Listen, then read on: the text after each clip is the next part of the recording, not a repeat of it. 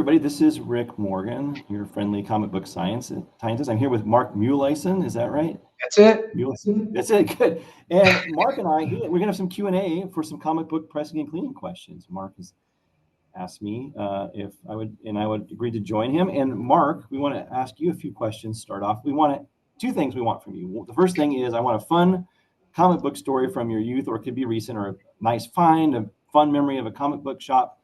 Second thing I want to ask you is, what kind of conversations will we be having in 5 or 10 years about comic books? Where's this industry going? Well, those are some no prep on those for sure. I was a kid, I was 11, 12, 13. My father was Air Force and we were in Korea. And I had not really had comic books prior to that. And I remember going to the PX, which was like probably the size of a convenience store. It was a 1 mile square military compound in Busan, Korea. We were there for 2 years, and they were the spinner racks. And so I was, I got excited about, of course, Spider-Man, Hulk, and interestingly enough, Jonah Hex was one of my favorites. So, but we didn't get a whole huge variety. It was like one spinner rack with, whatever they decided that maybe the GIs would read, not the kids, because there weren't very many of us. But I loved my comics. I read them over and over again. And you can tell that by having looked at them. Here we are, 40 some years later. They were beat up, but I still have them. Isn't that amazing? Do you have a special book from there that's really special to you from that time that no one else would collect or want? I can't say, because when I came back from Korea, I wasn't collecting very much. I only had what I had picked up there. And then I'd got into school and, just different things going on. But I remember when I went through them again, 30 years later, I remembered every one of those stories. And my favorites always were Spider-Man, because I was crazy about, anything Spider-Man. But I do remember, and it's not anything special about this book, but it was the one where he had the spider buggy. And it was on the cover. Oh yeah, it's like 181, I think, or something. Yeah, and that was the one I remembered the most, because I thought that was so cool that Spider-Man had his own vehicle that could, climb the walls with him. So. Right. So I think he was sponsored or something too, right? Wasn't he? It very well could be. I'd have to go back and look at it. He got some money for it, like he was doing it for like money. Yeah. It was, but it was like it almost had a mind of its own. I think it was remote controlled or something, and it would save him in some scenario. But that was one of my favorites. That's cool. That's a cool memory. And then Jonah Hex, I don't know why, but I just love the Westerns, and that got me into Louis L'Amour, and I just devoured every Louis L'Amour book I could. And I just, I don't know, that was kind of my segue into that one, from going from the graphic novel to novels. But anyway, the other one that stands out is, this is an easy one to stand out. So what I mentioned earlier, that when my aunt had passed in November of 2019, she, she had, preserved her estate for my sister and I, and left us a wonderful gift. And I put everything I could towards just paying off debt and putting it into an investment of some kind. But I held back enough that I bought an Amazing Spider-Man #1. And it's a 6.5, and it's CGC'd, and it is a signature series. It was signed by Stan Lee. And I found the guy on eBay, and he wanted, I think he wanted quite a bit more. And I think he was asking 35, and I got him to agree to 30, but I couldn't figure out how to get $30,000 through eBay. So we basically just dissolved the listing and agreed on, doing a private transaction. And I wasn't about to write him a check and just send it to him, and he wasn't about to just send me the book. And so we were just kind of at a crossroads. How are we going to do this? So I made arrangements. I got on a plane. I flew to Orlando, rented a car, drove inland for about an hour and a half, met him at a Wells Fargo, went inside, withdrew $30,000 in cash, and she put it in a brown paper bag for me. And I walked out into the parking lot, and he had met me in the bank, but I walked out to the parking lot, and we talked for a little while. I gave him a brown paper bag with 30 grand, and he gave me the the ASM number 1. And that was my little so, and I Wow. carefully, I bought a hard shell case with foam inside. I closed it up in that and flew it home. So my little, that is quite a prize. it really is. And I saw it as an investment as much as anything, because it's already gone up. There are some sites that show it down, but you look at any of the Go Collect and different ones, it's up. And I've talked with some friends of mine that own comic shop, and that book is only going to go up, I think. At least I hope. Yeah. Nonetheless, my goal is to build a complete set of ASM number first series, Amazing Spider-Man volume, the volume 1s. So I got really lucky. Yeah, that's the one that most people get stuck on, if you're collecting ASM. It's like that. Well, the first 3, 10, 129, 121, yeah. The first 10. Yeah, I'm lucky I got into it early when they were cheap, and I had Stan Lee sign most of my books himself by meeting him. And so I didn't have to pay anything. I didn't even charge me for the signature. I just, back at a time when no one was in line to see him, you could just walk up and talk to the guy, right? So now, did anybody question the signature's validity? Did you ever have them CGC'd or CBC? No, I don't. One of the reasons is he signed most of them on the inside, not on the cover, because he didn't want to mess up the cover. One of them, Amazing Spider-Man 3, he calls Doc Ock Superman in there a couple times, and he wrote in my book, good thing DC's lawyers were out of town that week, because he'd written. How cool! That's right, yeah. And he was fun. I met him a couple times. He signed these books for me. So mine are ratty and they're like beat up, but they're my books. And so having them graded is of almost no value to me, because I read them periodically. Sure. I smell them and love them up and look at the signatures, and I read them with my boys. That's awesome. And I sat down with my boys one day, and they got to read AF-15, Amazing Spider-Man 1, Tales of Suspense 39. They read Fantastic Four number 1. All these books, like in the same day. We sat. I have never. I mean, nobody really knows other than my buddy who owns a shop out here. But I'm in Centennial, Colorado, by the way. When I saw your note that you were at Mile High, I was like, Rick, call me. I want to come meet you. But you must have already come and gone by then. But anyway, every once in a while he'll give me a book and say, can you fix this or can you clean this? And it's always fun to bring it back and have the reaction from somebody, who sees it and says, wow, how did you do that? I'm like, well, I learned. Yeah. You say, here's my 2-hour video. Yeah. And this is a good segue for me to ask you, what questions do you have? I've been monopolizing this conversation. I should let you ask. No. Your stories are awesome. I love them. Let me see here. I wrote it all down. I wrote down just the basics so that I could just cue myself. Okay. So first, cleaning. You always say warm the book first. But it seems like by the time I get it off the press and onto my desk, it's cooling. Does that matter? It feels cool to your hands. That doesn't matter. Okay. So it feels cool to your hands. It's not radiating heat. Okay. Right? But the important thing you've done when you warm it is you've made the paper supple but not weak, because water makes the paper supple and weak. Right. You've made it supple and not weak, so you can now handle it with less fear of breakage, and you've imparted enough energy to the dirt that it wants to come off easier, right? It's higher solubility, especially if you're wet cleaning it. I would not have gotten that from perfect. Okay, so this is kind of a silly question, but what about a heat lamp? No, that's fine too. That's absolutely fine.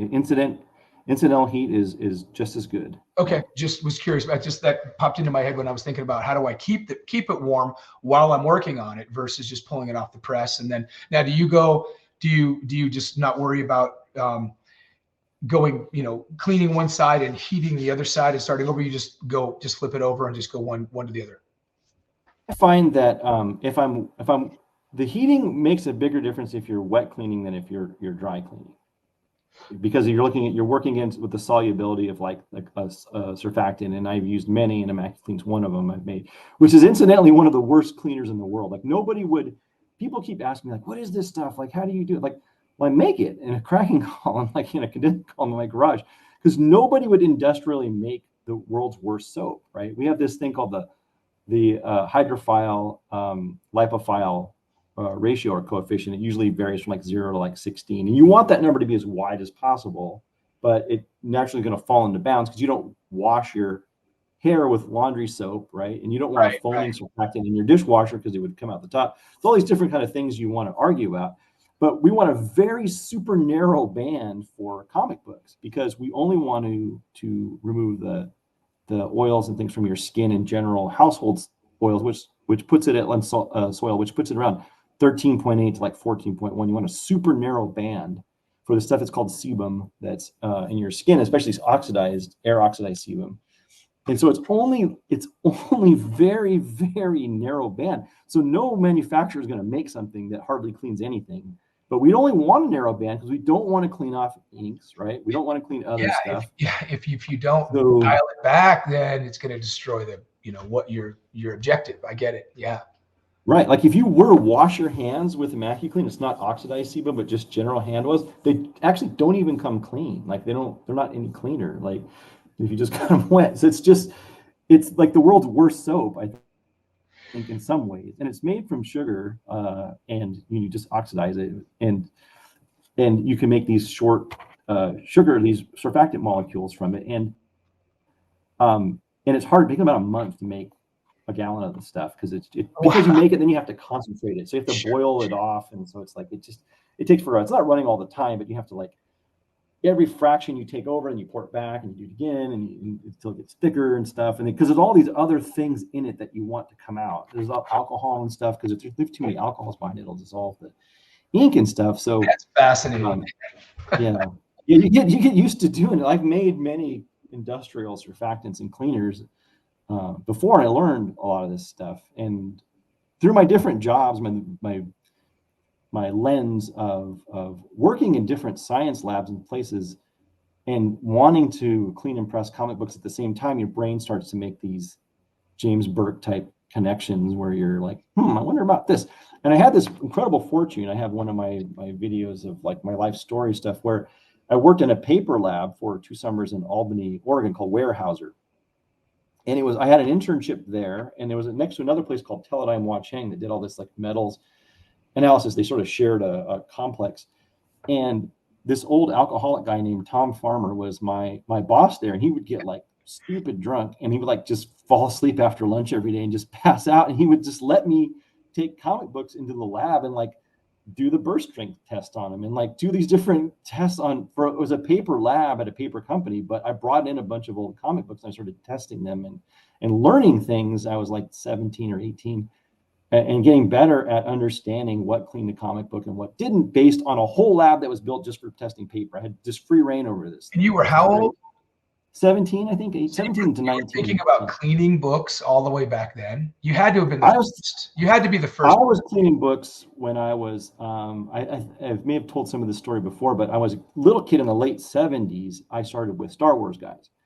And I started cleaning Star Wars guys and trying to sell them because I had stormtroopers were cheap and we were poor. And I was trying to like trade stormtroopers and Jawas for the guys I wanted. And there was like one Christmas, I think 79 or so, where you really couldn't get a Star Wars guy. They were not to be had. And so their value was high and everybody gave me the guys at Greedos and stuff I didn't want, right? So I was out and I was like wheeling dealing in the schoolyard, and I was cutting the arms off of stormtroopers and burning them with a magnifying glass. This thing was like battle damaged, and trying to like, I was the guy who rolled out the towel and had all the guys lined up and said, hey, what do you guys got to trade for this? I'll give you 3 of these, and so that kind of kid. And then I spent the night at a friend's house. His name was Peter, and his brother had gone off into the army, and it was raining, and he had a bunch of these old, they were probably like 7 or 8 year old Hulk and Spider-Man books. And we got into his room and we were reading his books. It was raining and we couldn't go out and spend the night. These are great. Like this, I want to find out what happens next, So I rode my bike down to it was called Owl Drug Store. This was in California. And, we got $1. We were buying the great knee highs and some candy bars and looking for books. And the guy's like, he's like, yeah, we don't got those books anymore. Those were 8-10 years ago, kid. But this owner of this drugstore had like a coffee shop or something in the back. and he had these boxes of comics in them with that colored construction paper that you make like trees out of and stuff when you're a kid that like brittle over time. Like he'd written like what the titles were. And he was supposed to be sending these back to the publisher, but he was saving them and running like a de facto comic book store in the back room of this place. And he knew the kids didn't have any money. So he'd say, hey, you kids give me 3 books new or whatever you just read. And I'll put them in this little library. I'll give you one of these other ones. Right. And like, so I said, huh. But I brought these books back to him. He said, kid, this thing's rolled up. It's, you obviously hit your dog with it or something. It looks awful. Like, it can't take this book from you. And that's when the thing first clicked for me that, okay, better looking books get me more other ones, right? And I was telling my grandma, who was into like crafts and things, and she was like into ironing and like cutting stuff, like making dresses and things. And she's like, oh, you gotta like put this iron on. She showed me how to iron stuff, right? But then the first thing I did was use that Star Wars experience, and I took there was a Fantastic Four book, and we had this like a yard with those little like lava rocks in it, and I had hot glued some of these rocks to the thing on the picture in the front, and there was like a Spider-Man book, and I had cut up some of my grandma's pantyhose, and I made like a web to like 3D texture these books to like glued rocks on a book. I brought it to the guy. Fun, yeah. Look at this. This is worth more because this is like what I was doing with. I was making like cyborg arms for the stormtroopers and stuff. Look what I've got for you. How many can I get for this? He said, kid, you've completely ruined this. Like, it's not. You can't customize it by putting rocks from the thing and stuff on here. It's got to look brand new. And he said, look, kid, I feel bad for you because you've just got it so wrong. That's here's what you got to do. So he goes and he shows me what he's doing. This is like late 70s. How old are you? So I'm 8, I think. I'm 8. Oh my God. Yeah. So he's like telling me, he's like taking a book and he's showing me, like, I'd never seen a comic book bag before. I didn't even know they existed. And he's like, oh, there are special bags for these, but he didn't have many of them in. But he's like, you take this bag and you use this bag to cover the white areas. You go with a eraser and you can make it look nicer. And like, he was showing me stuff the first time. I was like, what? And then my grandma's teaching me how to do the ironing and stuff. This guy was just putting them under like a stack of encyclopedias, right? My grandma's like, oh, no, you got to iron it. So that's how that started way back then, and nothing happened after that. It was a long time. It was like late 80s before I first started to like clean staples and learn how to do. I learned that there were properties of paper that could be measured and that could be enhanced, and learned about all kinds of stuff about aging of paper from these old guys who've been working in paper forever, right? And they would get paper from places like had been hit by hurricanes and stuff. They would send them to this paper lab and say, hey, what can you do about this paper? Like they would send, like these governments would send them different documents and things that were important this was from, where was this? Was this in the Caribbean somewhere? I forget where. They sent some papers and this guy was trying to like restore this stuff for them. And he was like, oh, we have to put this in his chamber and we put ozone and kill. That's when I first learned how to kill mold with ozone and stuff. And so I was like, oh, okay. I like, it just registered slightly, but I was just going to community college at the time and just barely learning. But I just stored up all these little tidbits over the decades. And then that's how everything started. Here's another quick, fun little like, background. Yeah. About 10 years ago, I was doing the leads business, and before Google destroyed me, and I was bored, and I had some money, and I came across a guy that was liquidating a comic shop in Florida, and I bought 75,000 issues for 10 cents. Whoa. And wow. That's probably the story I should have started with. So yeah, that's a great story. And I was just thinking, oh, I can flip these, I mean, what I had done was I had gone down to our home in the Springs, and my aunt had said, hey, here's your old comics, come get them. And so I got them, and I was looking at them, and I'm like, oh, this is cool. And on the way home, I went to an antique shop, and they had like 10 long boxes in there, and I made him a deal and brought all 10 home, and I went through all of them, and I was like, oh, this is fun. And so then the next thing I know, I was online, and I found this guy that was selling this liquidation. I bought like, I don't know how many boxes I bought, but he had probably 3 times that, and I would have liked them all, but he got rid of them before I could get to him. And I'd had to hope he didn't cherry pick them while he was going through them. But nonetheless, I had them shipped out here, and I went through 22,000 of them and I was all into it. And I was bagging and boarding and trying to figure out grading, but even then it was a challenge. And I'm like, what am I going to do with these? I have no more room. I had racks and racks and racks in my garage of long boxes. And like an idiot, I had bagged and boarded every one of them. Wow, that's a pallet of bags and boards, right? And I realized that I had bought myself a $5 an hour job by, even if I did sell these, but I mean, I figured 75,000 books, 10 cents a piece, $7,500. If I sold them all for $1 a piece, I'd be in good shape. But that's a lot of listing and packaging and shipping for $1. So yeah, and people asking you, can you give me another picture of this book and what's it look like on the inside, right? So I took a sampling of them to Chuck at Mile High, and he is a very good marketer and a good buyer. And he convinced me that, I only had this much value in everything that I had. And I sold him those 22,000 for way too little. And I was pretty bummed, because if I'd had those back, because when I got back home and I had seller's remorse, and I was bound and determined to figure it all out. So that's what prompted me to get on eBay. And I started figuring out how to grade. I went down to a local comic shop and I started hanging out with the owner, and he was teaching me all these things. And I was learning all this stuff. And so I learned how to grade the books. I'd bring him books. I'd say, okay, I think it's this grade. And I'd show him the flaws I'd found and this and that. And I got good at it. And I started selling them on eBay, and I got good at that. And nobody was complaining about my grading. I was very hard on it. So I'm pretty good at picking out, not a points grade. I'll let CGC do that. But I was good at determining if it was a near mint or somewhere in between, near mint minus, near mint plus, VFNM, whatever. And I was good at it. And so I've got a pretty good rating on eBay too. But long story short is that, all those books, that's the collection that I have whittled down to about 12,000. And wow. I need to get rid of another 10, because I really only care about collecting the Amazing Spider-Mans, and anything else to do with Spider-Man. It's just what I decided to land on. So good for you.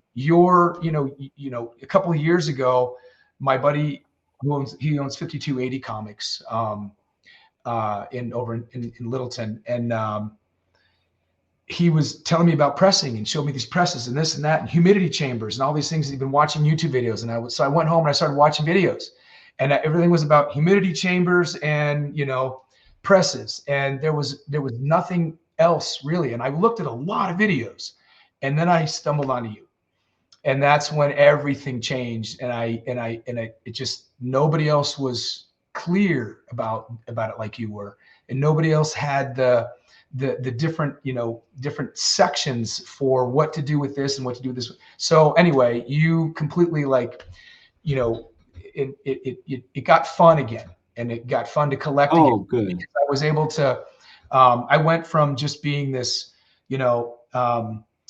merchandiser to this buyer and seller to being a collector again, and going back through my the books that I liked and the series I liked, building those, and not caring if I bought a fine, because I could turn it into a very fine or a near mint with what you showed me how to do.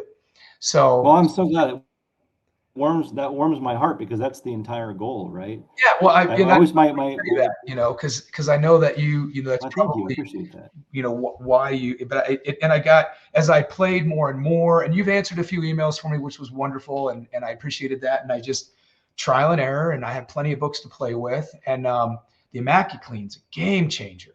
And then the Chamfered boards, game changer. I was struggling with, a crease on the spine, and then the Chamfered board comes along. And then the other thing that I was having a hard time with was shrinkage, because I was humidifying the book. So I was getting the entire book, was letting it sit overnight. And then I would press it. And the problem with that is that the cover would shrink. And you told me it's almost like laundry. You get that cover wet enough, and it would just shift over like a millimeter, but it was enough. And probably not enough to continue, but it was still like, I could tell, hey, that wasn't there before. And so you told me, bring the heat down. And ultimately I stopped humidifying the book, and I started using the steamer. I was watching what you were doing, and I just started steaming it. And I even asked you, and you're like, oh, I never humidify. I either clean it and then I press it right after I clean it because the moisture gets in the paper that way. Or you just use the steamer. And I recently saw you just roll a Q-tip over one spine tick to get it out instead of even steaming that. And I was like, I haven't played with that yet, but cool. I'm looking forward to that also. So yeah, it's kind of a miracle. Like well, the one thing is those thick like foil cover, like the Venom books and stuff like that. Like they are really hard to get spine ticks out of, right? And it's I'm not even going to say I can do it, but I've done it. I'm not going to say I can do it on demand. But the trick with that one is to take those wet Q-tips on the other side of those spine ticks, right? You get on the back of that paper where it's not as shiny. You have a little more flexibility. You get that wet and you let it soak, and you get it wet again and let it soak. Like a couple times you have to drop Q-tip water and let it kind of like get in there and permeate, because it takes a while to get through all that cardstock, right? It's not that it won't cause a water stain, right? No, it doesn't come out the other side. Yeah, but if I'm thinking of that that red foil Venom and also the Spider-Man 2099 are the two that I've been working on. And then I use the tacking iron on the inside of that. We used that one that was a pointed tacking iron. There was no, it wasn't a small iron head. It was just a point. So I want to. Yeah, I don't use that one anymore. I use this bigger. I saw the bigger double one. Yeah, that's nicer because it's the small one's nice for getting into tiny spots and really close to a staple, but it also leaves scratch marks. You can leave a scratch mark pretty easily, and it's because it's got a sharp edge to it. But this sort of polished brass, it looks copper like. one is nicer that way.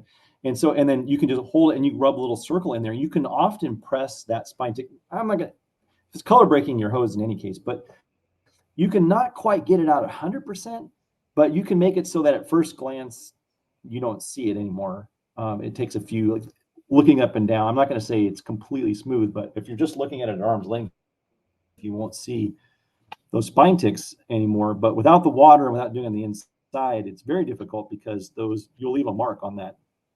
If you work on the outside, you'll leave a mark on that foil. So you got to go the other direction. That would, I haven't worked on a foil cover yet, and I'll have to see. They're hard. I imagine.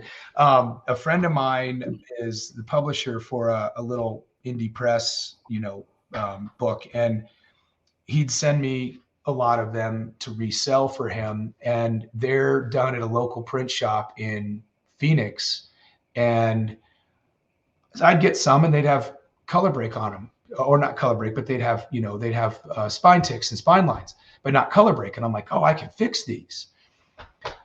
The ink just melts right off the paper, even at like 100. I mean, it's just new books are awful. And I just have to hope and pray that the other publishers don't go this route with these books, because then fixing them is over. I was like, well, maybe not for you, but it is. Those new books. I've had books that were like a year and a half old recently that a friend of mine, Russ, he's with Comic Tommy. Those guys have like a little channel, and they send me some books. Hey, you can press these for me, and the ink is still wet. Like a year and a half later, like on these books, it's not even dry yet, right? It's transferable just to like paper. It's the cardstock indie press stuff that I was finding that to be happening. Yeah, that water soluble ink that they have, especially it's kind of the Inco ink, is really, it comes off, and it's just hard to clean. It comes off in almost anything. You have to press it at a really low temperature, lower pressure. I actually recently bought, I'd given up on my efforts to make a pressure meter for people and the pressure to like communicate what pressure this book is pressed at, because it was so hard to calibrate that the tool I made that finally worked for me was a whole series of these force resistive sensors, and I had to calibrate it with weights that I had to buy and a load cell, and I had to have a little digital readout and send it to my computer, and these things cost like $200 by the time I was done. And I'm like, well, this is awful. No one's going to pay this kind of money for this device, and then they're not going to want to buy standards and calibrate it. So how am I going to communicate what 55 pounds of pressure is to a person? I just sort of I was just giving up, and it was frustrating, really. And other people had contacted me, and I wasn't the first person. People would say, oh yeah, I tried this too, or I tried that too, and I tried this too. And eventually I started buying what is these seatbelt sensors from that were made in China for these trucks called a Deere. And they have this pressure sensor that goes in a seat, and people sit on it right in the car, and it tells you like if the person's an adult or a child, it activates the airbag or not. And it's about this big. I don't think I have one with it. It's brown. And it's this vellum. It's this conductive or insulative dielectric material between two copper plates, and they act like a big capacitor, and they conduct more as they get closer, and it's pretty cheap to make, right? So I thought, well, what I'm going to do now is I connected those to a regular voltometer, and I'm like, okay, well, I'm making a curve with instead of using weights, which are hard, like 50 pounds, 45 pounds, I'm saying, okay, what resistance does this thing give under ideal, for me, Silver Age, like 32-page book pressure, right? What's that resistance look like? I just use my own voltometer, say, oh, that's 80 kilo ohms or whatever. So, and that's something I can make for people cheaply, because I can frame it in something that's the same size as a comic book, because you got the same PSI, because you got the square inches are the same. Right. Then I could make and sell that, and it can be really cheap, not $100 or $200, right? So that's where I'm kind of going with that thing. So because I'm trying to communicate what pressure means, and I had failed for so long because it became so complicated that no one wants to pay $200 to find out what the pressure on the comic book is. It's just a stupid thing, right?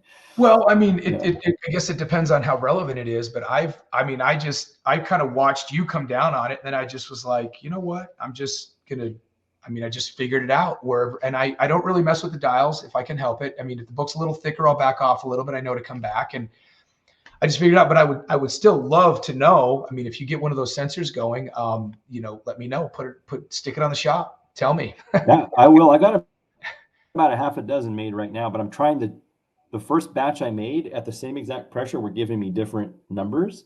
Yeah. So I contacted my guy and said, hey man, how come I'm getting different numbers? He goes, oh no, they're the same number. I'm like, no, they're not the same number. So your innovations are amazing, and I love hearing about the reasons why and how you're coming up with what you want to do next and test. Like you even shot me a note and said, hey, do you want to test my dry cleaner? And oh yeah, and I was like, I kept waiting for an email, and I'm like, yeah, when's it coming? But you had mentioned recently that you just gave up on that. It was just not cooperating, I guess. Right. I'd get sent some to another guy, John. I don't know if you see him, John Papico, who is a good friend of mine, but he's been really sick lately. I'd sent him some dry cleaner too, and I tried some dry cleaner, and it worked okay on some books, but on other books, it was taking the ink off, especially the red ink, too much for my liking. Yeah. And it's too much of a hazard to say, okay, do this, but not on red books, and do this. It's just like, okay, I can't do this one. It drove the pH up too high. Here's the irony of it, right? Is that the soaps and oils come off when the pH is higher, right? The pH is too high, the red and the yellow inks come right off the book. Like I took a picture. I took an old Amazing Spider-Man, like a 48, I think, one with the lizard on the cover, and I cut that into strips. And I just tried it different pHs and just rinsed it. There's a video of me doing another 48 book, and I rinsed it, and I rinsed almost all the color out of that book. And I posted it online. Just from doing the water, just a water rinse? No. It was different. It was different pHs of different. Okay. I kept raising the pH up until the pH got higher and higher. I wanted to see, okay, I'm going to take the same solution. I'm going to increase the pH slowly and see what happens to the inks at different pHs, from about a little bit acidic, like 5, all the way up to like 12. And that was the point of the whole video, right? Was to see what happened. And here I am destroying this book, because I've destroyed hundreds and hundreds of books. And so many comments, like people freaked out about it. Like he goes, how are you not laughing at yourself? This is the worst possible comic book cleaning video I've ever seen. You're destroying every book. I said, well, did you not read the description or my introduction? That was the whole point, was to see what it takes to destroy it, right? And he's just like, they just ripped me like really bad. I used to get a lot of really bad insults and stuff. And so I have the computer just, it lets me see, but not everybody else see all like the bad comments, because I try to keep it really positive and I don't try to insult other things. I don't do is I don't insult other comic book cleaners and pressers at all. Never talk about them. I never talk about money. Like you don't hear me talk about how much books are worth or grading, because there's no shortage of that stuff on the internet. If you want that, if you need drama of kind of people that hate each other and mad in comic books, there's plenty of videos for you. If you want to know what comic books are worth money and what's hot right now, there's absolutely no shortage of those videos for you. I just yeah, of course. little world where I just want to keep things cool, happy, friendly. I'll never insult a customer, never insult a viewer or another person, and everything's positive in my videos. Yeah. Because I have kids watching it too. You've Right? you've got Nolan in half your videos. I mean, it's a little, it's a family friendly, kid friendly show, and you're just doing your thing, and you're not even soliciting for your stuff. People are probably asking you, can I please have whatever it is you're using or doing in this video? And that's probably one of the reasons why it motivated you to start, making it available. But yeah, that's exactly what happened. I would never have taken it as, you need to be critiqued. You're just, and the fact that you're doing stuff so scientifically, and that you're, from the little bit of background we talked about earlier, you're an amazing scientist doing some pretty amazing things. So this is just, it's just really cool of you to be giving this to everybody. It's so fun. And I'm glad hearing stories from people like you. It warms my heart and makes it really, really worth it. It really does. It just makes me feel really good about it. And my kids are so excited. It's funny because Nolan, especially, he's been pressing comics since he was like 3. Like he was hanging on the press, right? And so he's this little kid who's like in there. There's your pounds of pressure, right? Yeah, exactly. It's like you weigh 55 pounds. There you go. It's like Nolan. He's been out there. Like you see some of my older videos where he's like, we're putting comic books between 2 clear pieces of plastic, and we're dropping them at different heights and seeing what damage it does to the corners, and if we can press that back out. And he's just a little guy in some of my earliest videos. He's been getting bigger and bigger. His older brother Ricky doesn't like to be on camera. He's shy. He's camera shy, but I didn't even know you had a second son until just the other day. Yeah, Ricky he just doesn't like to be on camera. He likes to hide. Sometimes he's there too. Doesn't want people to see him. And but they've both been doing it, and they were little guys, and they were in my lab, and they were mixing up chemicals. They don't know any other way. In fact, Ricky won a national invention convention contest in 2019, I think, and we got to go to. They sent us to Detroit, Michigan. And he was on TV and stuff for his own inventions, and so nothing makes a dad, proud, like their kid is like doing this kind of stuff and starting business, and they know how to apply for business licenses. They know how to make web pages, they know how to edit videos, and they're just little guys. Nolan was like 5 when he started, right? So it's really fun for me. So, but what else have you got? Okay, so real quick, do you feel like there's a limit to how many times you can press a book? If you keep going back and like, I missed that one, or I missed that one. I haven't found one. Okay, good. And I've pressed the same book and got it wet probably. I'm trying to think of an X-Men 4, what's it called? The red one with their version of like the Sinister Six. I forget what they're called, but that one I've pressed one of those books and gotten it wet and pressed it again and gotten it wet and pressed it again. I think 10 or 12 times because I hadn't learned about reversion yet. Okay. These damn things kept coming back because the corners were dog-eared and they were pressing flat. Yeah, the cold pressing is genius with the I bought a couple of those boards from you, and it's just like it's like perfect. And I filled a couple little Tupperware containers with sand. Those are my weights that I just set on top, and then it's perfect. That's absolutely perfect. The cold, it's different. Like cold pressing and reversion stopping is almost the same thing, but not quite, right? So cold pressing is just, I call it the big wavies, right? The big wavy stuff. The cold pressing is necessary to retrain the paper to make sure it's learned to stay flat. And you need to go through a few temperature cycles, like day and night. Like the natural room cycles will help the paper sort of grow and shrink and stay laminar like that, okay. Right? And so, but if you, the reversion stoppers are a little different. They're almost the same because they have that sort of same effect. But you want to keep a chamfer board under the spine tick that was there. And I use a binder clip. You can be anything to put pressure from the front and the back right on that spine tick. You have to remember where that spine tick was, right? And keep that on that spot for like 3 days. And that really helps. It doesn't stop it completely because sometimes the really severe ones will still revert, but it definitely slows it down. And if you get just that one spot wet, especially, and then you do that, and then you press it, and then there's still going to be some latent moisture after you press it. You do that, it'll much lower chance of the reversion happening. I didn't even know reversion was a thing until like 10 years ago. I'm usually leaving stuff under the glass for a couple of days at least. Yeah, or sometimes that's the way to do it. I just want to look at it and it looks beautiful, and I'll put it back and let it go another day. So yeah, I like to be able to see the book when it's cold pressing, because my trick is I like to take my finger and lift it up and then see if it gets wavy again, right away. And if it doesn't, just take my finger out and just drop it in the same spot. is that more likely to happen in a higher humidity environment? Because I'm in Colorado, it's dry here, so. It is absolutely much higher, and you see it. You can even see that happen in Florida, where CGC encapsulates stuff. You can sometimes see the moisture collect inside people have shown me moisture collecting inside their CGC cases before. Oh yeah. I haven't seen it myself, but other people have shown me that if this is encapsulated on a moist day, there's moisture captured in the actual, I don't think inside the sealed bag, but inside the case. Now the case isn't hermetically sealed, so it eventually kind of equilibrizes, but it'll be wet inside. You'll see drops in there. And yes, it is, because heating a book under pressure naturally forces moisture out of the book, right? And so now if you have a case where it's now absorbing moisture from the atmosphere, you'll start to see the wavies. I call them the big wavies return. If you take a book and it's doing this, right? Like if you heat it, have you ever seen the pages curl up towards the top? They go kind of convex. Yeah. If you get that same book wet on the opposite side, so take the same pages that have come up and you rub it with a little bit of water on the opposite side, it'll relax almost immediately. Interesting.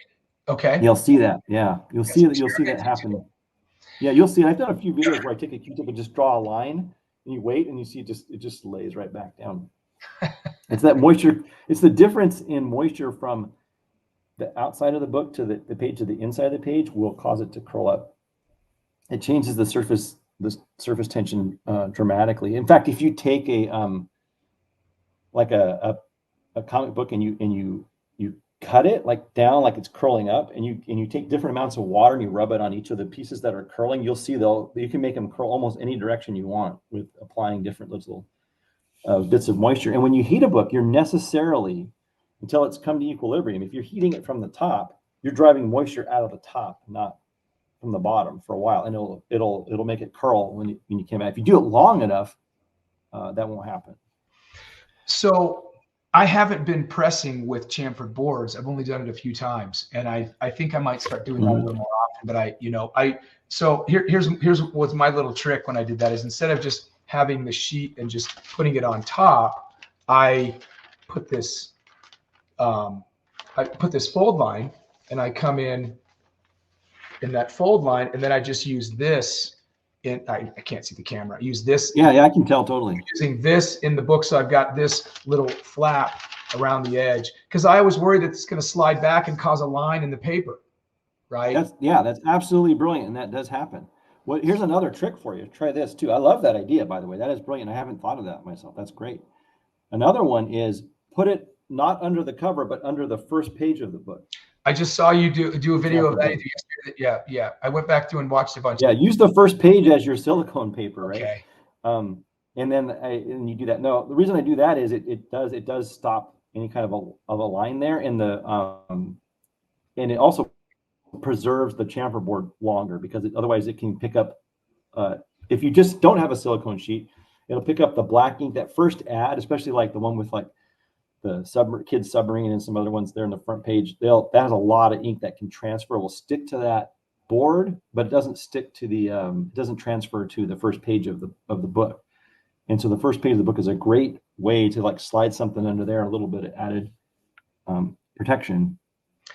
Yeah, which is really good. I've had a pretty good time experimenting with the pressing, and also the Immacuball's cool, but I'm still old school with what you have an apothecary scoop, and I just work it and back and forth and around. That seems to be the most amazing thing, and you can't go too far, because I can almost always press out the little bit of scarring that I do to the paper, but that's just genius. And especially they're absolutely great.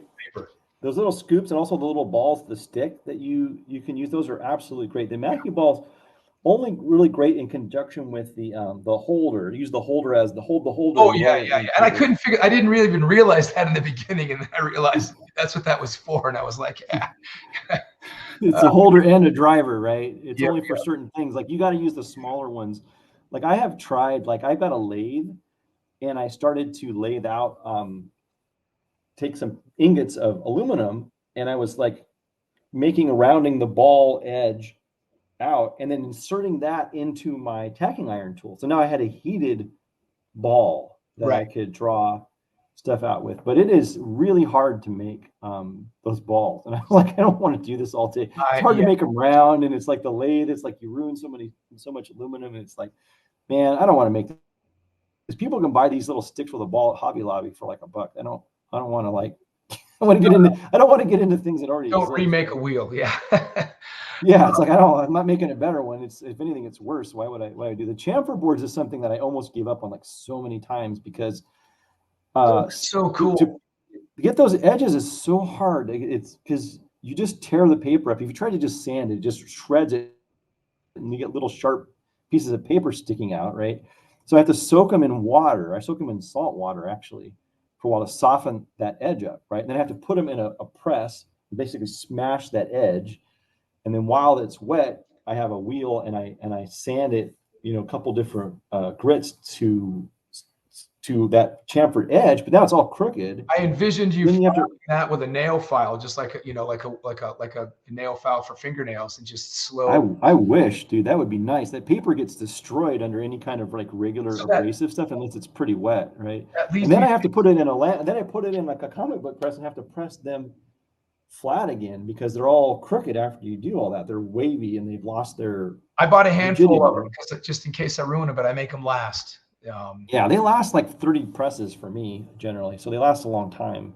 Before the edges start to curl up or they get discolored, or worse is that the sharpened edge kind of gets beat back a little, or just gets a pit in it and then it's done. Yeah, or a mark. Yeah, something like you. Oh man, one of the worst things is like you don't notice something on the cover of a book, like a little chunked off piece of crayon or something, and you press that into make a dent in the book. I have found little pieces of sand. I had the book perfect, and I put it in the cold press, and the somehow it got in between, and I get the book out, and it's beautiful, and there's a pit, a divot right in the middle, and I'm just like, I got to do it, and I got to go fix that, and then do it again, so now I carefully wipe any of the glass that I use. I always wipe it with a microfiber towel before it goes down on the book because I never know if there's going to be a stray grain of something. I have that canned air stuff. I spray stuff off with just to check. And I don't usually find things, but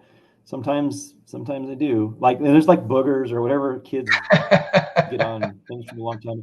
I had a book one time. It was a Justice League #1 that somebody had signed. One of my really early videos, I showed how to transfer the ink off the cover of Justice League 1 to a piece of paper. Just got the solvent and it transferred over, and it took the signature off the front of the book. I've had like 530 videos. There's so many. But the guy who had that book contacted me. Like somebody said to me, he had a curious spelling of his name and stuff. And I said, really, I don't know if it's you or not. Well, because I knew that same person had filled out some coupons inside the book. And he happened to be from a town called Harrisburg, Oregon, which was near where I grew up in Junction City, Oregon, after I'd moved from California. So I said, oh yeah, what town did you grow up in? Because it could just be anybody, right? And he told me, he said, oh, I'm from Harrisburg, Oregon. And he's like 70 years old now. And I said, oh my God, it is you. Like it is really this guy saw the signature that I had removed from his Justice League #1 that he hadn't seen since the late 50s, early 60s, probably. Yeah. How funny. So I know that was really cool. I was like, oh my God, it's this guy. And another neat thing is that I had been collecting, like my first 10 Amazing Spider-Man books have been upgraded a couple times. I've kind of gone through, except the ones that Stan Lee signed. I kept those. And this guy named Bill Hayes had signed the cover of, I think, my #10 with like the Enforcers or something. And then I got another book signed by Bill Hayes like 20 years later in a different state. Like this, I don't know if it's the same guy. Also had signed his name cover on like Bill Hayes on the cover of this book. And I'm like, what? This is really just this little curiosity. I still to this day don't know if it's the same guy, but it's weird that he would sign it in the same place on an old Spider-Man book, Interesting. And I happen to remember it because I know another guy named Bill Hayes, and the name started stuck in my head. Yeah, who had these? Like, what's their story, right? I've actually gone through some of the older books. If I'm in a town like if I travel a lot, and I'll see somebody's, they used to put the person's address who wrote this. I would drive by and see this house that this kid lived in and wrote this story into Marvel Comics back in the 60s. I'll see these little tiny houses in the middle. No one was in like Madisonville, Kentucky. And I just drove by this house. It's still there. It's an old brick house. And I just imagine what it's like back when, so, Lyndon Johnson is president, and there's this kid in this little house, like running out to that drugstore across the corner, reading this book in here, and decides that he's going to put pen to paper and send it into New York City. Right. It's really it's a fascinating thing to sort of ruminate on. It's kind of cool it's cool to hear you talk about how you perceive all of these different things, and what, and you have a fascinating, view of the history of comics and kids, and the perception of that, rather than just, the artists and the stories. It's more like the people that are reading them. So that's kind of cool. Thanks. It means so much to me. I think about every time, like the people, the hands that touch this, and like what flashbacks does this book have of like all the stories that it told? Like, and why are these important to think about this stuff? Because like one of my other stories, I told the story that I really liked Superman when I was a kid. I liked Superboy and the Legion of Superheroes. I like this. I couldn't afford like a lot of action figures. I had those Star Wars guys, but one year on my cake, I got like Legion of Superheroes, like little like candles on the cake that you could like burn, right? I don't know where my relatives found this for me, but they were like, and I'd saved them. I'd saved the candles, and these became like my little dudes. But it was hot in California. I still lived there at the time, and they like melted, right? And something like no, melting outside. It was like so depressing because they had all these action figures, and I thought I'm going to read Legion of Superheroes because I get like 20 superheroes for one book instead of one. I thought it was like a good value, right? Because I'm reading more stories. And then Superman the movie came out in like 1978. And then it was re-released in the winter of like 79. And I hadn't seen this movie yet. And you can imagine I was like super wanting to see this movie. I was like really, really, really want to see this movie. And I didn't get to see many movies at all. I was very much into this. And my dad had said he would come to take me to see this movie.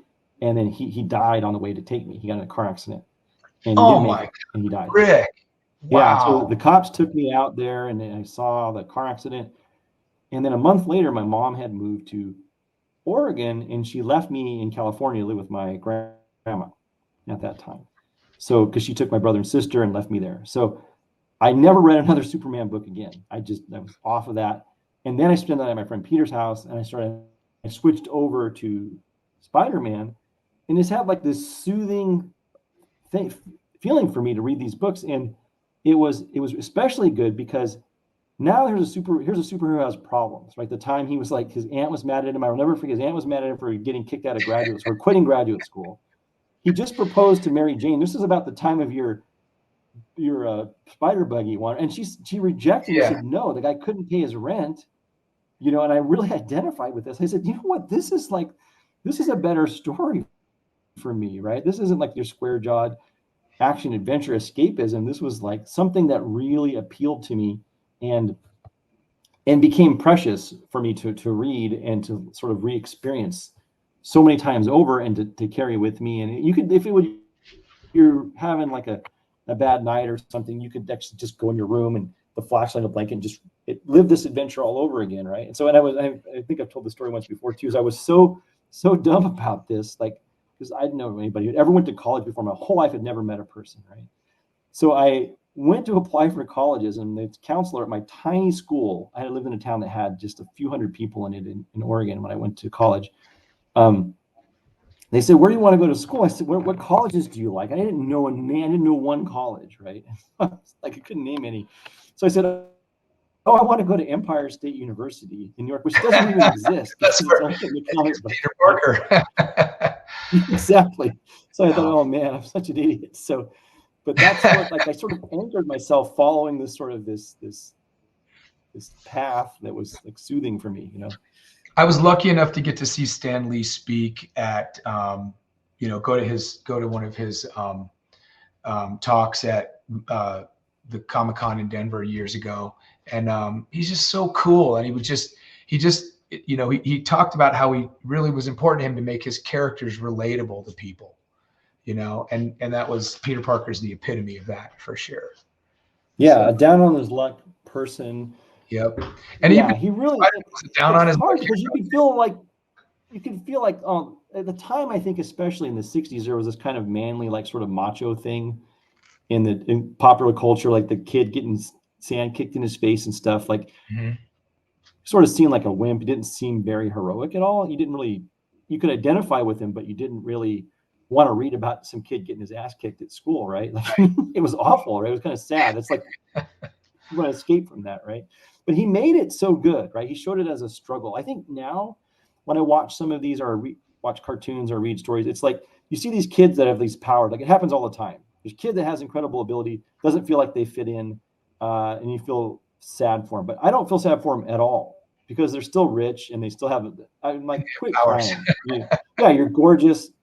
You're built. You know, you've got like a ton of money. You got superpowers, but you're not like everybody else. Boohoo! I have no feeling for you at all. That's Peter Parker couldn't pay his rent, right. right? These guys trying to like hold down a job, and then his sense of responsibility, his duty, was getting in the way of that. And I had problems paying my rent too, and I had a sense of. So he's like, okay, I get it. I want to see somebody who's doing the same thing. I'm having the same problems I'm having. I want to see him succeed, right? And that's was just wonderful. And as far as like my internal mechanism for how the identity goes of the character stopped just shy of issue 300. I think right after Craven's Last Hunt was when that storyline stopped for me.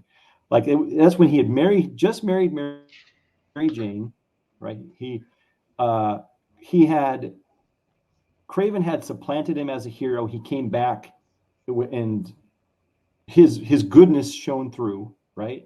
And he won through that, and Craven killed himself, and it just like epitomized what was internal about this character that made him different than other people who might try to fill that role, right? And Mary Jane was with him; they were married, and like, as far as I was concerned, that was like the end of it, right? I was in the hospital. I had been in a pretty serious car accident when those books, the last of that series, came out, and I had my friend Brian, who drove to the comic book store and picked up the book for me and brought it for me. I had a broken foot Perfect. and a broken spine and stuff. Amazing, memorable moments when you had these books in your hands. I didn't have that after, 12, 13, but I'm envious that you had that. That's pretty cool. Although I would and I think I'm going to give up. Huh? Go ahead. Oh, I'm going to stop. Like I was going to ask you, like, what books do you have to get? Because I have all of them, right? Even those weird ones where it was Spider-Man Renew Your Vows, which were like 620 through 625, like the numbering was like super messed up at that time. I have all the books, of course, and we've only got like 60 to go until we hit 1,000, right? And I think that I'm done. I'm going to be done buying the physical books after 1,000. I don't really relate to sometimes I relate to the Spider-Man character, but it's like 1 out of 10 issues lately.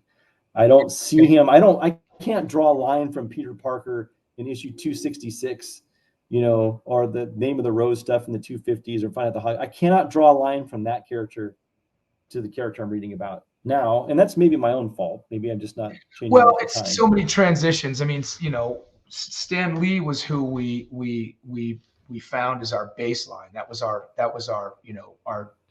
our standard, and then it's gone through how many different creative changes through the different writers and artists along the way. So I mean, I can understand that for sure. It's not the same Spider-Man, even though it's the same character. Yeah, there's some are great stories. They're fun stories in there. Yeah, no doubt about that. But as far as being relatable to the same, in the same way, yeah, no.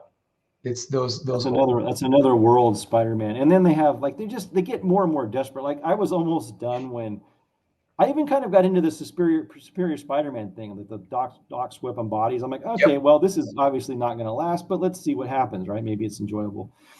But then when they did that thing where they killed Miss Marvel off, not in her own book, but in Amazing Spider-Man, right, for like a month, and then brought her back, right? It was like, oh, come on. It's getting silly. I know. A lot of those I collect just to collect. But I mean, and I some of the stories I'd spin through or I'd start, and then I'm just, I'm trying to stay with just if I don't focus, I'll be all over the place because I have so many different series that I have in my collection that I need to get rid of. And I would be just sitting reading, and then I'll read something. I'm like, oh, I'm missing that next issue, or oh, this one is being done over here in this series, and I need to follow that. And then pretty soon it's just like this octopus of books I have to go out and find. And I finally just made myself stop and just you just do it forever, right? You're just constantly doing it. The problem with me is I can't get rid of the books. I'm like upgrading my collection constantly. Like I'm trying to get everything like really nice, and I'm still to this day buying the best ones I can find in certain series, but I can't go back and throw out my old ones because some of them I see like there's pencil inside that says like I wrote for a while I was writing the price I was paying for the books on the inside front page with a pencil. Right. And I'll put like 0.15, 0.25, I bet a quarter, nickel, a penny. And like we're keeping a catalog of all the dimes and nickels I've spent on these books. Yeah. And my handwriting's in there, right? Of what I was doing at this time when I bought this raggedy ass book, that I just like save that, but I still buy nicer copies. And when I buy them, I read them. And, as much as I do bellyache about the new Amazing Spider-Man series, it was nice when they had his, Robbie's son's name again? Randy Robertson got married, and they brought back this guy from when Peter first met Randy, right? Like this guy that was like they were at this school like 69 or something. That same character was like mentioned, and I was like, oh, there's some nice. I saw that. I remember that. Yeah, it's like, oh, that's kind of nice. Like, it's good that they're doing some things for us old school people, but they can't keep doing Monster of the Week stories. I get it. They can't. My other favorites. Passing it off. They have to come up with things. I remembered my other favorites when I was a kid were the Marvel team-ups. Those were also one of my favorites. Totally. And yeah, I really liked those too. There were a few that were Hulk. They weren't all Spider-Man, but that's how I first started reading like X-Men. My first exposure to like what the X-Men were doing and other things like this. I was like, oh, what is Moon Knight up to or something? Keep me.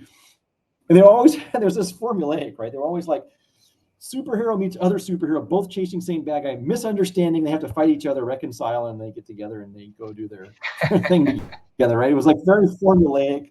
And originally, the Spectacular Spider-Man became like the travel and like love interest book, right? If Peter Parker had to like be in Germany for a week or something, right? Or like he had like this other girl he was visiting in like Canada or something, he would have to like they would do it sort of out of series, out of context with this book. But I think it was Jerry Conway first started. He went over from Amazing, he jumped over to Spectacular after a while, and it became a better book. Like back when Spider-Man was doing Stegron one week, and like the Big Wheel the next week, all of a sudden over in Spectacular, you've got this Black Cat story developing with you've got what's their name? Cloak and Dagger storyline. There was the drugs and the Kingpin. It became a very deep, kind of serious, whereas the Amazing Spider-Man got kind of silly and was different.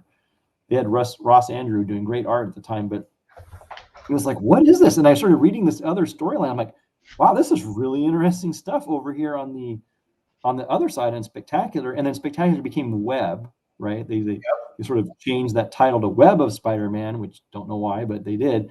And it was really good for like 30 or 40 issues, and it got really weird and bad after that, but it was super good. And I would just remember following that logic through and then trying to get all those books. But now I'm just sticking to the main Amazing Spider-Man, because now they've got like friendly Spider-Man, friendly neighborhood Spider-Man. They brought back. I mean,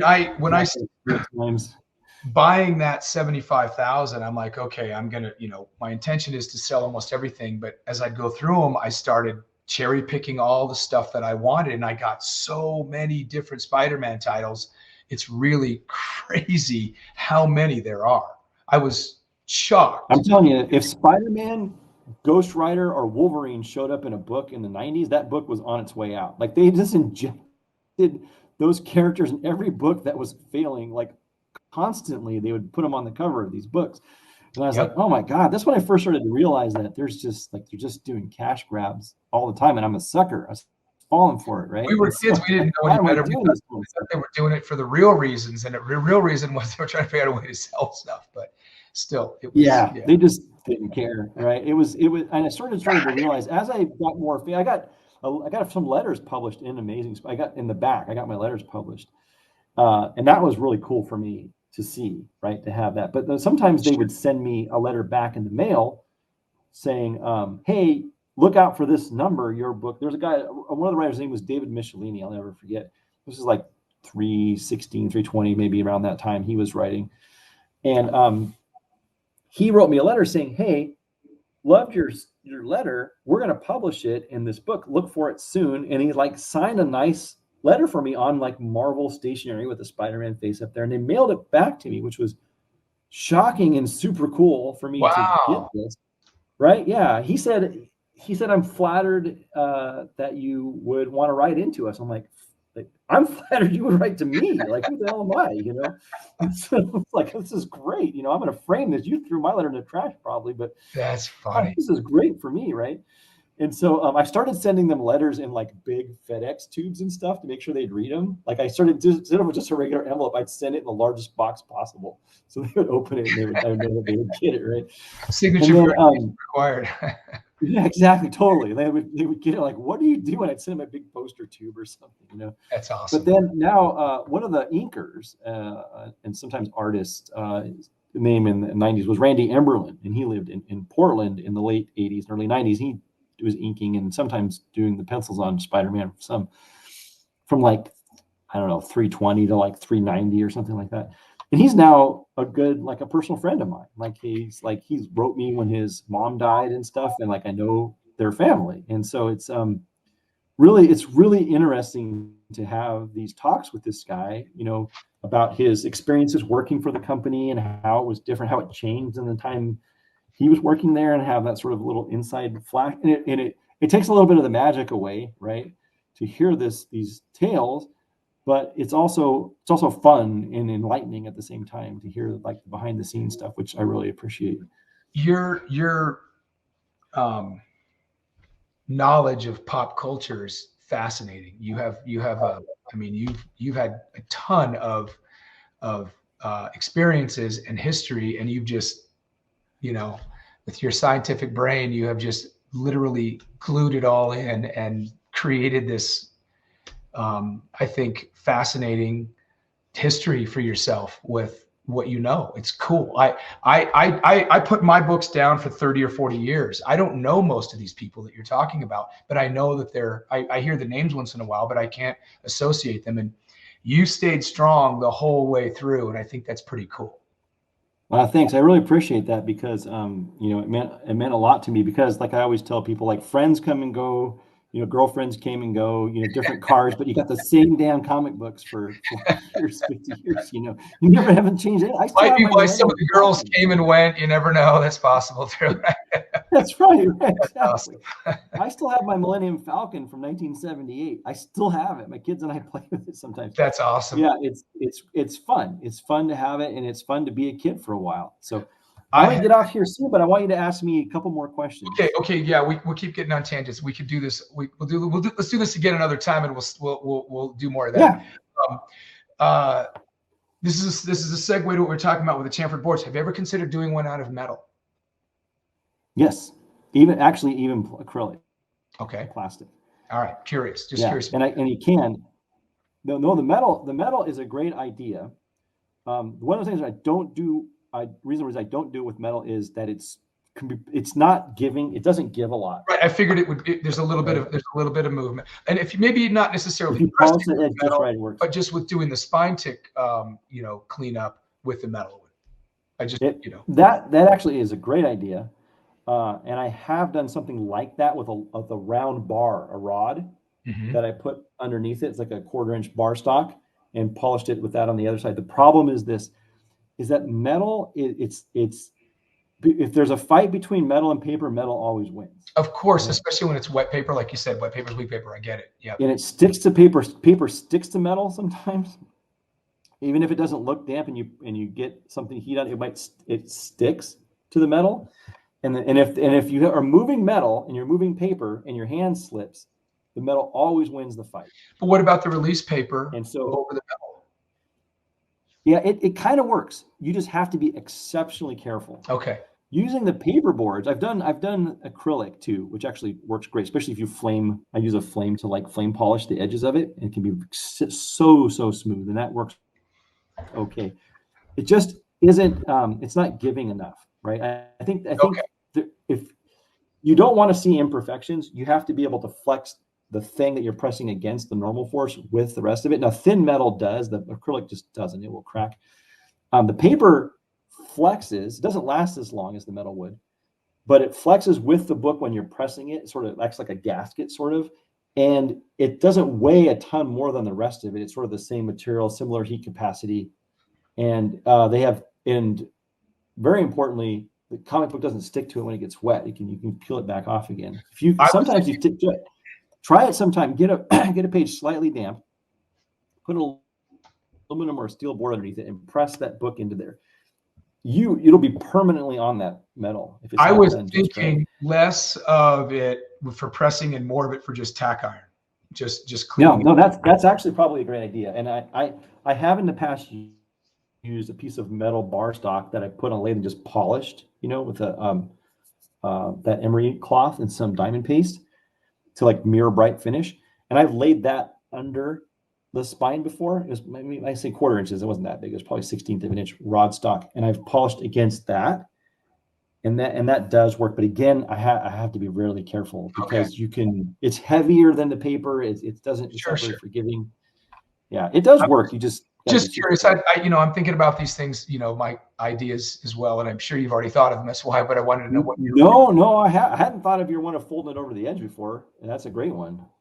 I actually have a few rod stocks left over from the polishing phase I went through. In fact, I'll use it sometimes if I need to. If I can't get it out because I use those Tic Tacs boards, Yeah. Those seem to do the trick for me just fine. And if I have something where the whole entire spine needs to be reformed, I'll use that long bar. Okay. Immacuclean. Oh, mine's copper. Mine's copper, by the way. Okay. Immacuclean, is there once it's in the bottle, is there a shelf life? If it's like 2 years old? Sort of. It stops working as well in about 10 to 12 months if it's exposed to oxygen and light. But if it's okay. In the dark and not exposed to oxygen, it's less. More time. It's less reduction in its power, but you'll see you start having to use it more. You have to using more of it at that time because it is biodegradable. Okay. So it'll start to just automatically decompose inside the bottle after about 10 or 12 months. The undiluted stuff. No, undiluted will basically last forever.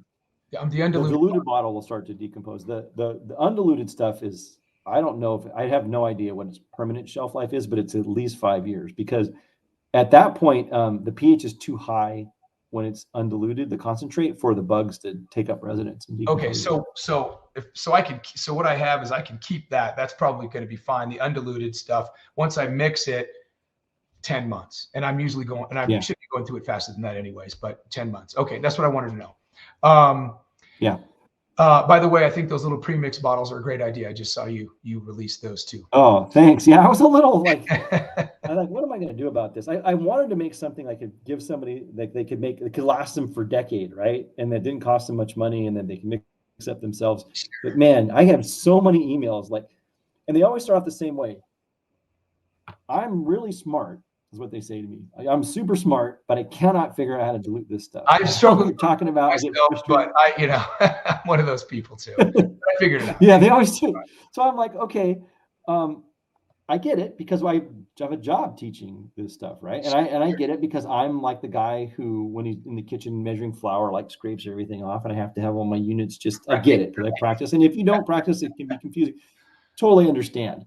And I thought, well, here's what I can do about this 2 ways. I can make more instructions, right? That make it like I can send you more things. I'm going to sit there and draw, put a sticker on the graduated cylinder. Here's what you fill this up to. I'm going to put a line on this. Here's what you fill that up to. And I thought, that's just too much, right? I just make it so you can't mess it up. Like how can you not screw this up? And that's what I did. It was a good idea. It's a good idea. Thank you. Appreciate that. I'll wrap it up here with I just assembled my Immaculate Okay, great. Just like, an hour before we got on, got everything working. The lights wouldn't turn on. I'm like, what did I do? I backed the wires out a little bit and realized I'd gone in too far. So I was hitting the rubber, or the plastic, and you had even said that could do it. So anyway, got it all working. Took a couple of pieces of little alien tape and I tacked the lights down into the array. The little housings up on top, and I even took you gave me a few extra pieces of the squares of the 3M. So I glued the power cord onto the edge as well. So everything's up and nice and tight. So it's just, it's easy to use. But my question is, and I watched all the videos that you did on the peroxide testing, no texting, all the different strips. You and Nolan were like, you had it all laid out. Awesome stuff. But like, I don't know what I ended up getting at the end of that, other than I bought the purple lights. Okay. So I have the purple and 6% hydrogen peroxide, just a quick mist, 30 minutes. I would say typically 30 to 45 minutes the first time on white is the biggest effect. Okay. Is it, did you find that damage, and I'm looking at some older books here, did that damage some color, or is it leave the color alone? No, it almost entirely. So first of all, blues and blacks are almost never harmed. Okay. It's the reds and the yellows that you have harm with.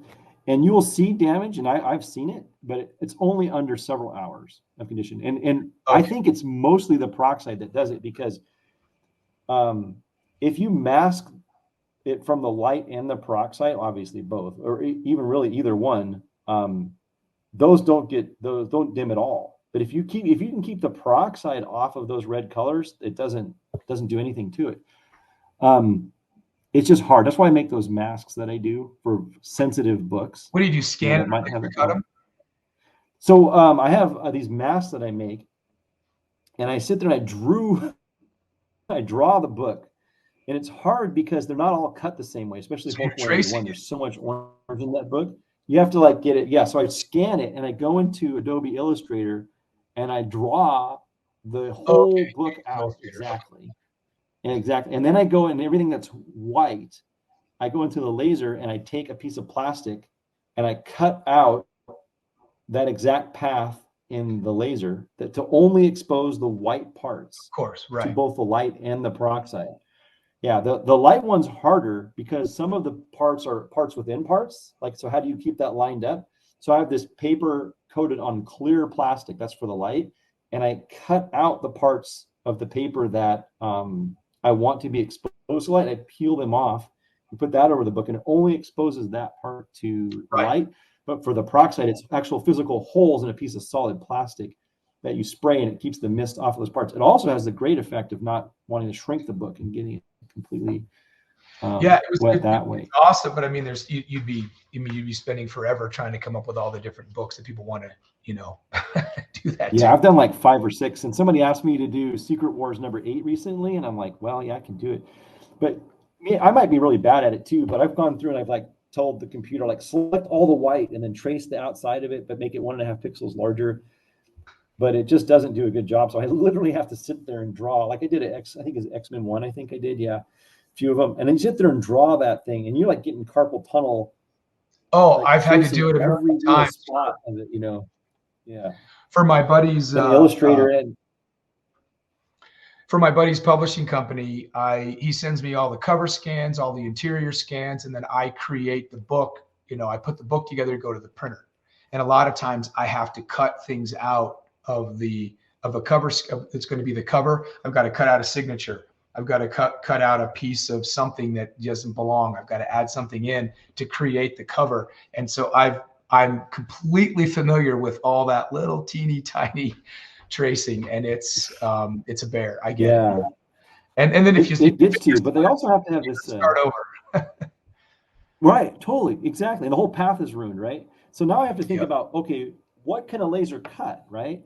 I'm like, okay, the laser is 0.025 millimeters. The beam is this wide, right? So how close can 2 lines be such that it won't be so fragile that it, does this? One of them is Batman 251 with the Jokers on the card on the cover. That one? I had to draw that one. I had to trace every tooth in the Joker's mouth, but leave enough plastic so that the space between his teeth wasn't exposed to light, right? So I'm like trying to like draw, like it just takes forever, right? And so, but it works great. Now, if you have your own book, I would recommend, like if you don't have a mask like that, is just to take a photocopy of your own book, right, on cardstock or whatever. Sit there with an X-Acto knife and cut out the parts that are white. Just cut that up. Lay it over your book. Spray peroxide on it so peroxide only hits the areas that are white. Take that paper up and then expose all of it to light. And then you'll see really big changes in the white, and you won't have any danger to the other colors. Interesting. So, okay, so back to that. Peroxide on the whole cover is okay, but it doesn't necessarily affect the darker colors, but the reds and yellows could fade or could not. It can. And two books side by side done the same time, and I've done this recently, two books side by side will have different reactions to the light. One might fade and one might not. So you have to be cautious. Peroxide? It just yeah, you do the exact same book. I did one of those books recently with one of those, I forget what it's called, the Brother Voodoo one that's like a brown cover. Okay. And I sprayed both of the books with the same amount of peroxide, the same amount of Immacuclean, and then put them in the same light, and one of them faded dramatically more than the other one. I don't know why. So across the board as a baseline, do you feel like it's sensible to just do them all with just a quick mist and put them in, or would you do them without the peroxide? Most people do it with a quick mist of peroxide. And here's a trick for you. So I don't know how CGC grade. I have no inside information. But people who claim to have inside information have told me that what they're seeing when they say cover cleaned, which has been reported to me about 16% of the books that people are using peroxide light come back with a purple label say cover clean. But I don't know. I have no definitive information. It's only when people report to me, though, I hear this. So, but what it is, I think they're seeing, what has been reported to me, is little spots. If they see under a microscope, if they see little spots that are much wider than other spots, they can infer that it's been sprayed with peroxide and then whitened in an irregular pattern, right? Obviously, if it's bone white too, then that's a dead giveaway. But I try to do it subtle enough so you couldn't tell. But if they look and they see little like a what we call a witness pattern where the dots have landed, that tells them, oh, someone must have sprayed some kind of an oxidizing agent, expose it to light.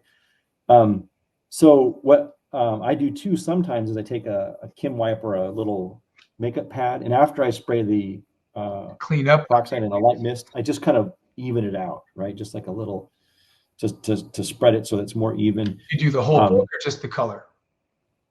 Depends, but usually the whole book. Okay. In that case. If I'm spraying just the white areas, then of course I'll spray the white areas and I might go in with a Q-tip and just roll and not rub on those white areas so it doesn't look like you're much less likely to get cover cleaned if you actually just do the white areas. I don't know why, but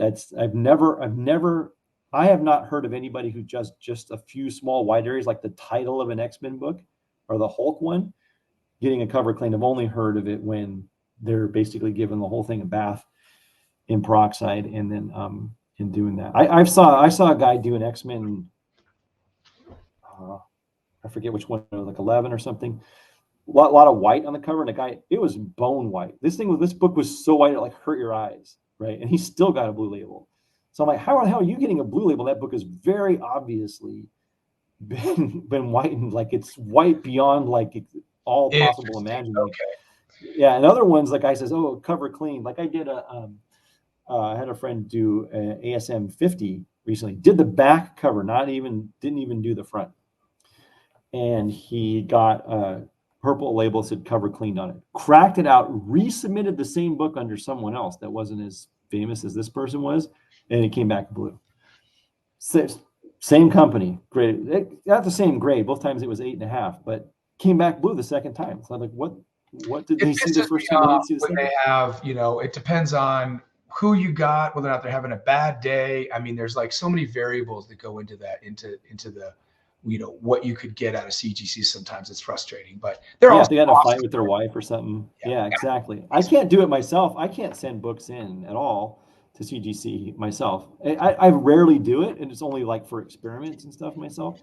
But they've like emailed me and said, I put a post on one of my videos before and said, it's a good thing CGC doesn't know about me. And then they texted me and said, oh, we know who you are. We definitely know who you are. You can't even, really you could go buy a brand new book right off the rack, send it in, and they'd probably say, oh, purple label. Right? He probably cleaned it. Like, oh, I'm like, oh, I guess I had no idea anybody there. But it makes sense that they would be watching. They're probably using your techniques for their pressing service while they're in there, right? Maybe. With that, so many other people who are getting good at this. I hope you get good at it too. I think maybe you're going to be making the next series of videos. You know. Well, I mean, you know, it's the blue. This blue light and the peroxide is like my next. And I'm going to experiment for a while. But I've got some older books that a friend of mine has asked me to send in for him and get him going. He needs the money, and some of them I've got like 6 Iron Man Submariner books. They're all the same. I mean, it's the same book, but some of them are, really browning and foxing, and some of them are, whiter but a little beat up. So I've got 6 of the exact same book that I can play with, all in different, conditions as far as the paper goes. Yeah, but I'm a little nervous about the peroxide, and so maybe I might do what you said. I'm either going to smooth it or I might try to mask it in on the back cover. The front's a lot of white too on this book, but yeah, I don't know. And the paper's a little brittle too, just a little bit. It's brown and a little brittle. And when I cleaned it, that brown was coming off in just wipe after wipe. And I was getting a little nervous too. I'm like, am I going to go right through the book? So I don't know if that's going to come off or not, but I think it usually whitens up pretty good. That lignin oxidation, that yellow stuff, it'll lighten up pretty good. And it's better if you do like a cleaning with it first, like a wet cleaning, and get some of that dirt off. That stuff tends to like throw a shadow on the stuff under it, right? So if you get that off, then you whiten it, it usually brightens up really quick. I've seen some incredible results. Like sometimes we're like watching TV and I'll go look at a book, and in like half an hour, it's so white. It's like, oh my God, I overdid it, right? It's like too much. Another book, I'll come back in 2 hours. I'm like, it's not really white. It's just they're their own beasts sometimes. Do you almost always use peroxide though when you do it? No, not always. It takes a lot longer without it. Okay. But if the book is like a Hulk 181 that has a lot of orange on it, I almost always either use a mask on it at all, or no peroxide at all, because that particular, I happen to know that orange is really sensitive to peroxide. I happen to know that X-Men 4 has a red cover, and then that one with the blob, which is, I forget what number it is, has red cover too, are super sensitive to that particular, like vermilion red is super sensitive to peroxide. Most aren't, but those ones are, and they definitely will lighten up. There's another one that has a guy in the back that's like teaching people how to write, and has like the ad. There's like a little yellow triangle in the corner, and like an orange box around the whole thing. That orange box is sensitive to it. Okay, so that's helpful, because that's on most of them that I can think of. These are older ones. So longer without the peroxide. Is the peroxide? It can take you 12 hours, like without peroxide. But is that less likely to damage color?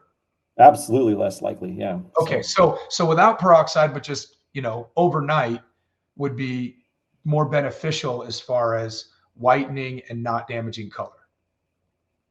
Yeah. But I say that, and there's always exceptions to it too. I've seen colors very sensitive to light too. So it's just, you have to kind of watch it. But watch it the first couple hours. I'll give you the trend of like what's happening. It's hard to look at it when the light's on. Yeah. But that will tell you really how, if it's fluorescing, right? So when you open it up and the colors look abnormally bright, like they look like, holy shit, this book is like really bright, that means it's absorbing and fluorescing off the radiation of that color. And that means it's going to be more sensitive to damage of the book. If the red sort of lights up, right? Like it's abnormally bright under that light. Okay. That's a clue that it's going to give off energy a lot more. And it's going to break down that color. All right, to close this out, purple or blue?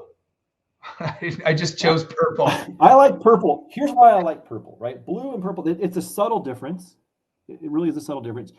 But blue is higher energy. And something I don't talk about a lot is the temperature change. If I have two of those side by side, the purple is way hotter than the blue, right? So it's like you are, it's warm. It's really hot. I've done 405, 370, 305. I've done a lot of frequencies. Universally, as you reduce the frequency, the energy goes up. They get hot. Some of them get really hot. Even though they're all 24 watts, just the radiation is hot. So you'll get there faster with purple than with blue. Okay. Right? So if you're trying to spray peroxide and it's a race, right? The white's whitening, and over some time the red's also whitening, but as the peroxide's an accelerant, right? Especially if it's only on the white, it's getting whiter fast, and the red's kind of going down here like this, right? The higher intensity is that gives you more separation. So the white goes where it's going faster before the red catches up, which is why I like sort of highest energy I can go to without turning UV, because at 405 or 410, you're getting into the UV range. In blue, it's less energy. It's more common. They're like using grow lights and aquarium lights, and you see them all the time. They're easier to get, but now all of a sudden the white's going down, but the red is not. It's like there's not as much pressure, so it's not falling behind as much. So the red's coming with it a little quicker. It's hard to explain, but the longer they both take to get where they're going, the more chances that you are lightening the other colors. Do you use Immacuclean when you're done to get any residual peroxide off, or is it already dried and it's past that need? No, the light will expose. So the peroxide is H2O2, and two of those turn into oxygen and water under the exposure of the light. Okay. And so the oxygen will come off as a gas, and then the water will evaporate from there. No, it doesn't last very long. Clean it again then if you've cleaned it the first time. Okay. Clean it obviously as much as you can before you use the light. So with that, I greatly appreciate you. I can't tell you how much I get to know you better. I hope we get to know each other better going forward. And, next time I go to Colorado, I'll come out. I go to the AMPP conference every year, like in the spring. Oh man, hang out. Absolutely. Yeah. I'm in like Centennial. I go to that convention center. I eat at that the sandwich shop. I forget what it's called, like across from that convention center, like every day over there. When all the homeless people are sleeping. Where it is now, yeah. There could be any of a couple dozen, but down in Denver, I go down there once in a while, but not. I mean, the last couple of times I was down there was for conventions or a special night out or something like that. But usually, I'm only 20 minutes from downtown probably, but I still just don't go downtown. I'm in Centennial Highlands Ranch area. I'm south. So okay, well, maybe I'll come visit you next year then. I think it's like in March or something. Oh, that'd be fantastic. Where are you? Where do you live? In Seattle. Oh, okay. Yeah. All right. I've never been to Seattle. Yeah, if you're ever in town. Well, if you're ever in town, I'll have you over. I'll show you my shop. I have a big shop with all these machines and 3D printers and lasers and stuff I bought. That would be. It was nuts to convince my wife. I had to tell her I wanted to buy a $15,000 laser to cut comic book stuff out. And she's like, "What are you, crazy?" Book, like I'd shot a couple books. I don't know if you saw my videos where I took a gun and I shot them in some of the Bristol acrylic. I was making cases. I was shooting them with a gun, and people are like out there started shooting their books in CGC cases just to try it too. I'm like, no, please don't. This isn't that plastic. It's not. I used special stuff. Like in there. One guy had a early Doctor Strange or something, and he shot it, and he's like, "You told me that it wouldn't do." I said, "I didn't tell you anything. It's not a CGC case. Oh my God! Do not shoot it. Yeah, please don't shoot your comic books. So I've learned my lesson that I can't show people. And it was okay when I had 100 followers, but I can't do that anymore. Because even if 6,000 people watch the video and 5,900 of them won't do it, there's 100 that'll try it. So I have to be cautious, right? Rick, with your great experimental knowledge comes great responsibility here, right? So you got to be careful. I guess you're right. All right, I'm gonna let you go, man. I'm gonna go play chess with Nolan. Thoroughly enjoyed getting a chance to meet you and get to know you. I'm looking forward to it again sometime soon. But we've got to do it some more for sure. We will. Absolutely. I know you got a million more stories, and I've thought of a few more I wouldn't mind telling you. So we'll do this again, man. Yeah, maybe when I'm in Africa, I'll call you up. I'll be 14 hours ahead of you, but we'll see. Listen. Anytime. I work for myself. I have a lot of freedom. Anytime, reach out. Sounds great, my friend. Take care. care, Mark. Good night. You too. Take care. Bye. See you. Bye.